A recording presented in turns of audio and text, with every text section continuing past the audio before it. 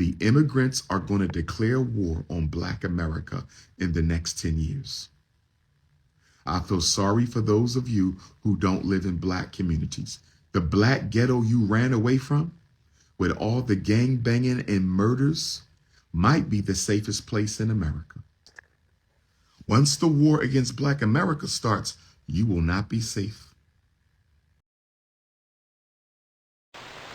Is there any conference coming up to build whole food markets owned by the Black community? Can I go to that conference? Can somebody send me the flyer for that? Where is that conference at? I don't want to go to another conference on King Tut. I don't want to go to another conference on Nile Valley history. Where is the damn conferences to create a future for African children? Where's that conference at? What about an independent Black bank? And I'm not talking about I'm not talking about that. I'm not talking about superficial Black banks that are financed by white banks. I'm talking about real Black banks from top to bottom. Where are they at? Funding businesses in the Black community. Where are they? Don't talk about Jay-Z. You're trying to scapegoat him. This is not about Jay-Z. This is not about any Black billionaire. We are a $2 trillion people. Stop scapegoating celebrities. We are a $2 trillion people. Stop scapegoating celebrities. We are a $2 trillion people. Stop scapegoating celebrities. What are we going to do on the street? The grassroots. We need systemic transformation. Stop looking for superheroes to save you. That's your problem. Jesus is a superhero. The big problem with Black folks is we're waiting for a superhero because we want no part of the responsibility to save ourselves. We're always looking for a superhero, whether they come out the Bible, whether they come out the Quran, whether they come out the Torah. We're always looking for a superhero to save Black folks. No, no, no, no. Black people will not be saved by a superhero. Black people will be saved by working together, or Black people will be destroyed. It's really just that simple. We are halfway in the cemetery as a people anyway. Let's just keep it a buck. We are halfway in the cemetery as a people anyway. Let's just keep it a buck. We are halfway into the cemetery as a people anyway. Let's just keep it a buck.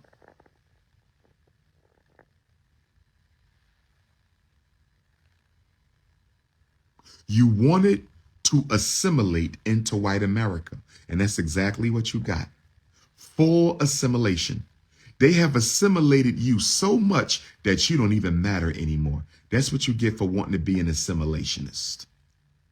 You're not an integrationist. Dr. King was an integrationist. Medgar Evers was an integrationist. Integrationists fight for access to resources and opportunities. We don't fight for access for resources and opportunities.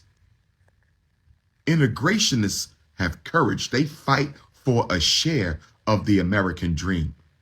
Al Sharpton doesn't fight for a share of the American dream. You're not an integrationist. I can respect an integrationist. You are an assimilationist. Let me in.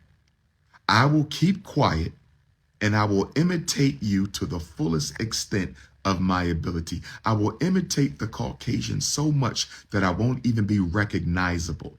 And once I am no longer recognizable, I can be ignored. Politically and economically irrelevant. So the only thing left for them to do to a politically and economically irrelevant group of people, the only thing left to do to an economically and politically irrelevant group of people, extermination. But they're not going to do it themselves. They're going to let the immigrants do it. The immigrants are going to declare war on Black America in the next 10 years. I feel sorry for those of you who don't live in Black communities. The Black ghetto you ran away from, with all the gang banging and murders, might be the safest place in America. The Black ghetto that you couldn't wait to get out of because of the poverty and the stress, might be the safest place in Black America. I feel sorry for you, Black bourgeoisies. I feel sorry for you, Black bourgeoisies. I feel sorry for you, Black bourgeoisies, because once the war against Black America starts, once the war against Black America starts, you will not be safe. You will not be safe. You spent all your money and all your time running away from Black people. What you gonna do? Being the only Black family in that all-white neighborhood when they declare war against African people. The purge is real. The purge is already happening. They simply haven't turned up the intensity yet. They cooking us nice and slow right now. They just got us on a nice little warm. They warming us up right now. You're being warmed up. Wait till they start boiling that water. Wait until they tossed your ass in that oven. They just getting us warmed up right now. And I'm telling you right now, all the serious Black people need to get together and start organizing. We can't save everybody. We can't save everybody. All the serious Black people need to get organized and get together. We need to get armed. We need to get our food together. We need to have an escape plan. We need to figure out what cities are the best grounds to fight on. Where are we going to make a stand? Where are the best cities to make a stand? And they will be your blackest cities and your blackest states. The places Black people don't like, your Memphis, Tennessee, that needs to be a stand your ground city. Detroit needs to be a stand your ground city. Gary, Indiana needs to be a stand your ground city. I don't know about Chicago. Y'all been gentrified too heavily. I don't know about Chicago, but Gary, Indiana should be a stand your ground city. Jackson, Mississippi should be a stand your ground city.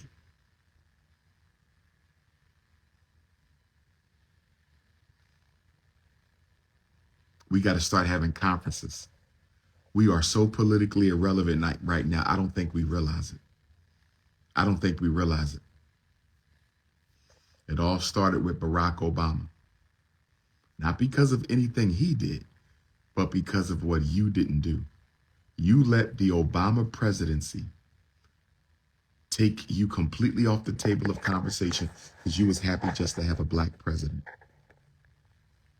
You was happy just to have a Black president. New Orleans, I don't know, because they'll just blow up the levees again, New Orleans. New Orleans, you have to go to Mississippi. New Orleans, you got to get to Jackson or somewhere. They'll just blow the levees up. I could be wrong, but I don't see New Orleans as a stand your ground city. It's too easy to flood us. You're below sea level. It's too easy for them to flood us out of New Orleans. From a military science perspective, it's too easy for them to flood us out of New Orleans. You know what else they're going to do if they go to war? You thought the Gulf War had too many Black men in it? Wait till this war happens. When they do the military draft, they're going to try to send every Black man they can overseas. If they start the military draft, they're going to try to send every Black man they can overseas. They start the military draft, they're going to try to send every Black man they can overseas. I hope every Black man has a passport. Brothers, get your passport. When they start recruiting, disappear into Africa. I'm going into the bush, brothers and sisters. I'm going into the bush. I'm going into the bushes of Nigeria. I'm going into the bushes of Ghana. I'm going into the wilderness of Kenya. I'm going into the mountains of the Congo. Y'all will see me when the war is over. Get your passport, Black man. Pay off your child support and get your passport. Pay off your child support and get your passport. Pay off your child support and get your passport.